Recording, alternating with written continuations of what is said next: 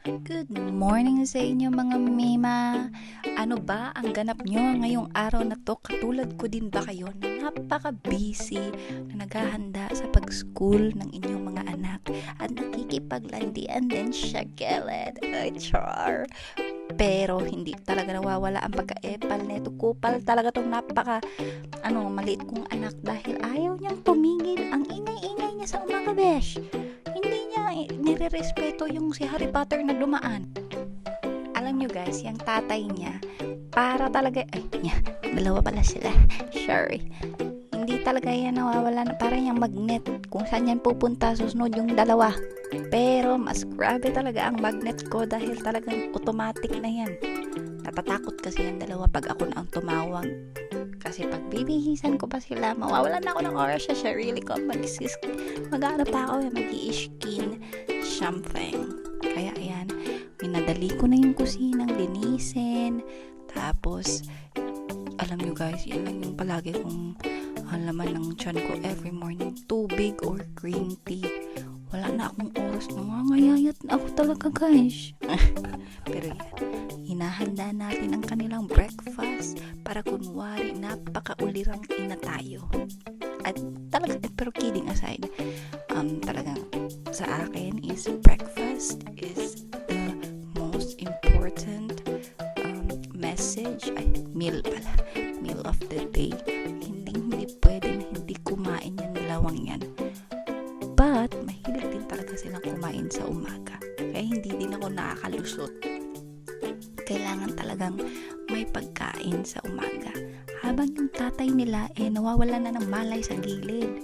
Kaya ako na bahala sa mga anak natin, ha? Kaya ayan, tag-isa-isa yan magtututrush. Ngayon dito ako mahihirapan. Tingnan nyo na lang kung gaano to siya kalikot. Minsan para kaming naghahabulan mag-toothbrush. Ito nga, behave pa siya kasi hindi siya tumatakbo eh. Minsan tumatakbo yan, nag-gurgle. Kaya ayan, minsan basa-basa. Pero napaka-proud ko naman sa mga anak ko dahil walang ni isang may bulok dyan. Proud mom here. Thank you very much. Kaya dito na magsisimula ang ating self-care, self-improvement, and self-ratification. Char, hindi ko alam ang ratification ng meaning guys ha. So wag tayo mag-search sa Google. Kaya, yun na yun. Tapos na pala ang ating self-care. Naghahanda na pala akong kumain.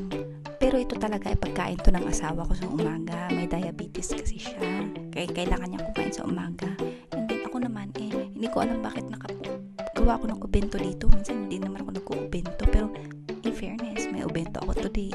Pero wag kayong mag-alala kung may kimchi yan dahil may ref naman kami sa school. Bakit school? Estudyante ba ako sa trabaho ko? Go! Ready naman kay ka mo gawas. Asa naman ka mo adto. Uy. Rico. Bye-bye.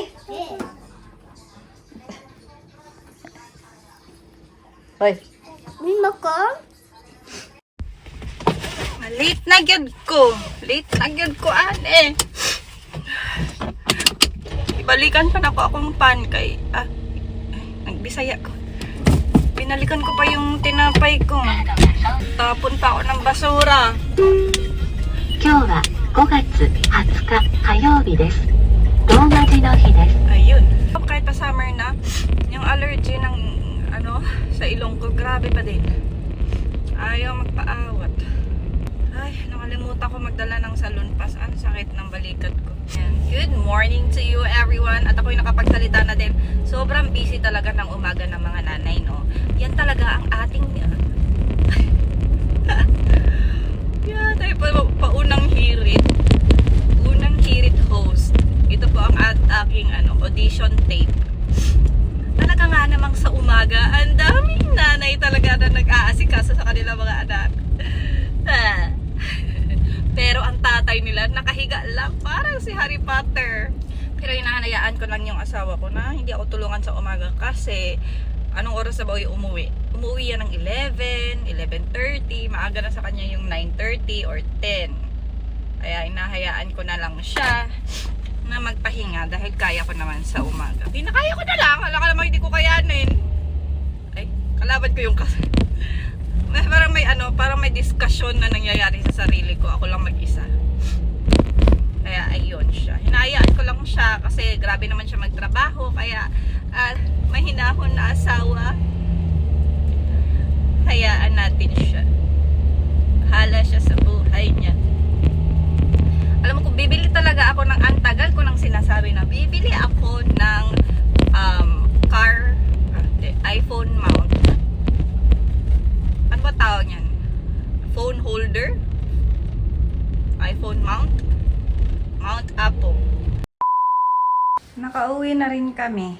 Ngayon pa ako natapos ang trabaho. Anong oras na? 5:50 ng hapon. Ano kasi ako, 8:30 hanggang 4:30. Yes, opo. Char. OA. Ang dami ko nang sinabi. Pagod na nga ako sa trabaho. Tapos, nagyaw-yaw pa ko. Itsura ng pagod sa daycare. Yan, nagde-daycare na yan. Pagod siguro yung, alam mo pag umuwi siguro na ito, sinasabi sa akin palagi ng teacher niya, ayan o yung anak mo. Pagod sila kay Rico. Tapos, yan yung isa. Yan yung mga bag nila. Pagod ako, ang init na kasi, summer na. Ano ba yan? Tapos pag uwi mo, magluluto ka pa. Kanina ko pa kayo iniisip sa sasakyan ko ano yung lulutuin. Ano kaya magandang lutuin? Yung madali lang ba? Kasi napagod na ako. Nagpaligo kasi ako na matanda, guys. Alam mo, kung hindi malakas ang sistema mo, hindi ka talaga pwede sa caregiver. No? Saludo din ako sa mga nurse, mga doktor, mga lalo na caregiver. Ay, pagod. Ano kayo lutuin ko? Tumawag yung asawa ko. Sabi ko naman kakainin niyo. Sabi niya kare. Kare na naman! Kagidlay, wala akong dagway. Sino na silang kare? Sino silang kare? Itong anak ko din yung isa. Gusto ng kare. Kare ng kare. Maldeta. Tapos, kailangan ko pang labhan ulit lahat ng nilabhan ko kasi kumpulan kasi nung nakaraan. Tapos, yung sinampay sa loob ng kwarto ko isinampay. Tama ba? So, sa loob ko isinampay yung mga damit. Eh, di nag-amoy kulob kasi umuulan. Eh, pag binuksan ko naman yung bintana, papasok ang ulan, syempre. Kyo wa koi kuen owarimashita. 今日が5月20日今日が5月火曜日です。天気は曇りです違う。天気は晴れです。晴れ。せーの今日は5月20日晴れです。Yan, lalabahan ko din yan ulit. Tatanggalin ko pa siya sa ano niya. Ang hirap paging nanay no, nagtrabaho ka na nga pag uwi mo, magluluto ka pa, magpapakain ka pa, maghuhugas ka pa, magpapaligo ka pa, tapos maglalaba ka pa. Tapos, ganun lang akong tingnan ng asawa. No, hindi naman ako akala ko dati pag may nag-asawa ka, nanay ka, wow, ang saya, may anak ka. Hindi ko alam, ang saya may kakabal parang trabahong kabayo. Ang kabayo sa pagtatrabaho, be. But, is it rewarding? Di ba? Saan ka nakakita ng nagdedede na ganito ang itsura? Artehan mo pa. Bago ako magluto, magsasaing, maliligo kami, tapos saka ako magluluto, tapos kakain. 6:30 na, my gosh! Okay, gumagawa pala ako ngayon ng green tea. Lalagay ako, ito kasi filtered, may filter kasi itong tubig namin. May filter kasi ito siya. So, nilalagyan ko lang siya ng green tea. Tapos, i-refrigerate mo lang siya. Chokes na. Maganda din to. Rooibos tea. Healthy siya. Ganito yung spelling niya sa English, Rooibos tea. Dito sa Hapon. Hindi ko alam kung paano siya sabihin sa English. Pero napaka-healthy niya. Marami siyang benefits. Tapos ito siya, caffeine zero na siya. Pero pag kasi dito, pag nagpapamasahe ka, ito yung binibigay ng sa massage parlor dito. Tapos, pwede siya sa mainit, pwede siya sa malamig. Ito, iniinom mo namin siya ng malamig. Sabi ng asawa ko, yung mga bata hindi nainom to ha. Yung green tea kasi is 4 kaming umiinom, kaya 2 yung ganito na binibigyan namin ay nilalagan ko. Tapos ito, yung Rooibos tea. Rooibos tea. Diyos ko, Lord. I'm sorry, Lord.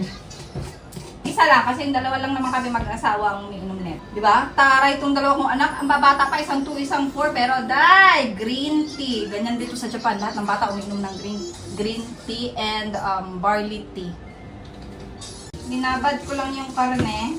Ayan, diba? Binabad ko siya dito sa malamig na tubig. Tingnan natin kung matunaw siya. Kung malamig yung tubig.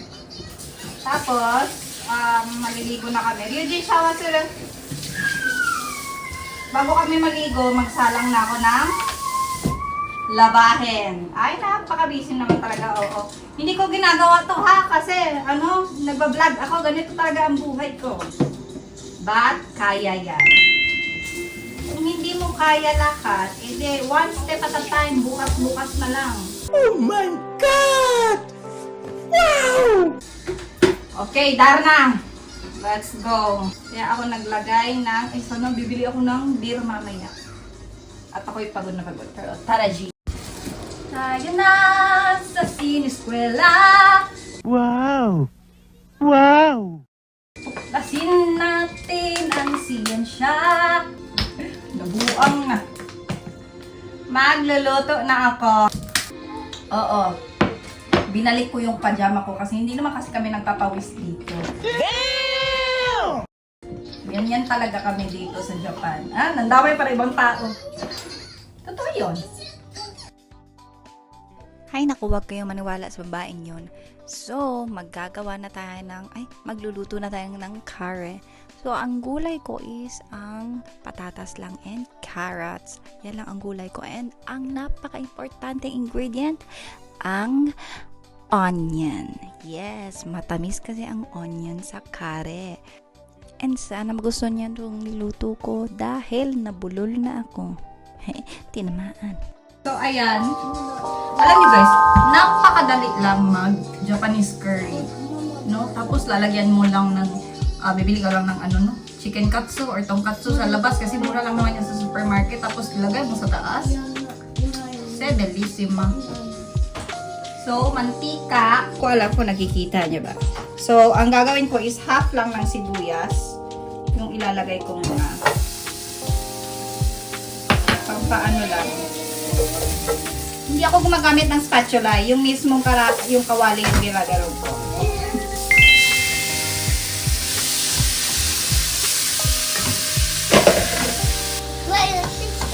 May hapon pa dito sa tabi ko.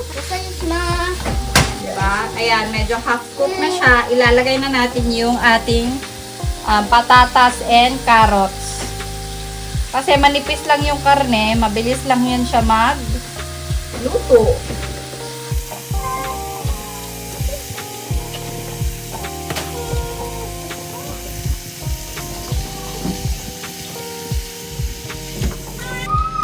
Ganyan lang siya, guys. Tapos na. Char. Tapos na siya, mga misis. Pwede nyo na siyang ilagay. Tapos, ang ginagamit kong curry na is ito. Tapos nakalagay dito kung ilang tubig yung kailangan mo. So, 2 kasi itong pakete. Parang ganito siya, oh. Bubuksan natin. Ito na brand is talagang masarap. Bamonggo. Yan, 2 paketeng nakaganyan. Tapos, nakalagay dito kung paano. Kung sa isang pakete, ilang tubig. At, pwede ka din maglagay ng pa ba? Wala, tubig lang ang nakalagay dito eh. But, ako, naghahalo ako ng gatas, powdered cheese, and yun lang. Yun lang yung nahalo ko. So, ayan. Itong tubig na ito ay mainit na. Yung tamang submerge lang.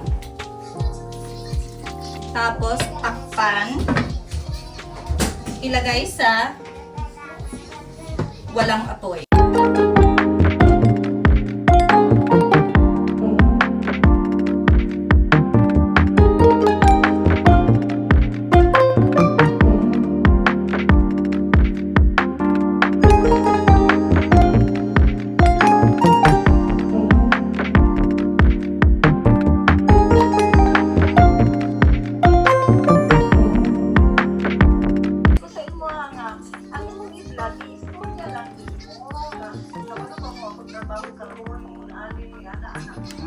Murag storytelling nako.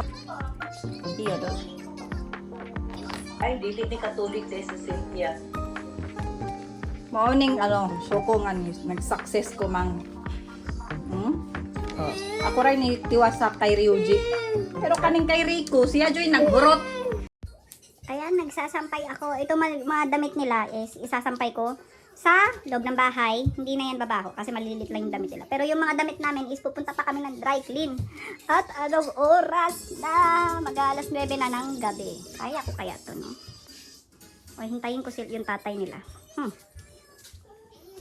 Sa naman na Rico. Kabalo ko, katugon ka, pero nga nung nakakadya natog. Tubangan man kay ka Stevie. Hindi pa ako kumakain, guys. Di kayo naawa sa akin? Gosh! Di pa ako kumakain. Ang ulam ko is kanin at sardinas. At gusto kong kumain ng sardinas, no? So, mamaya kakain tayo. Sabay tayo. Sabayan mo ako. Hay! Hindi na ako pupunta ng dry clean.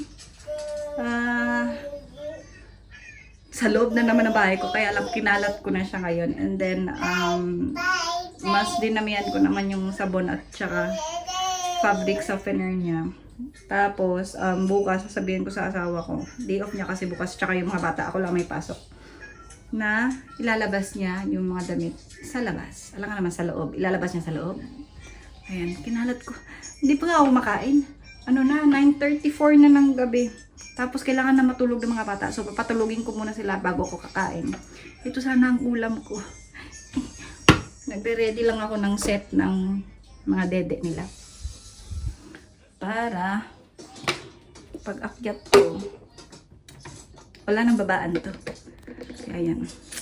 Yun lang. And yun ang buhay ko. Medyo busy. Pagtapos ng trabaho mo, hindi ka pa din tapos pag uwi. Ang dami mo pa rin gagawin. And wala lang. Ganun talaga ang buhay. Para sa mga chikiting patrol mo. Lang naman sila ang mag-ganun para sa'yo. Hindi naman siguro, no? So, ayun siya. And, ayan, pag mas may oras ako, magchichika ako ng mas marami sa inyo. Pero pasensya nyo na ang vlog ko at medyo busy ang bakla. Kaya yun lang. Bye-bye! Like and subscribe ko ha kay... Please like and subscribe.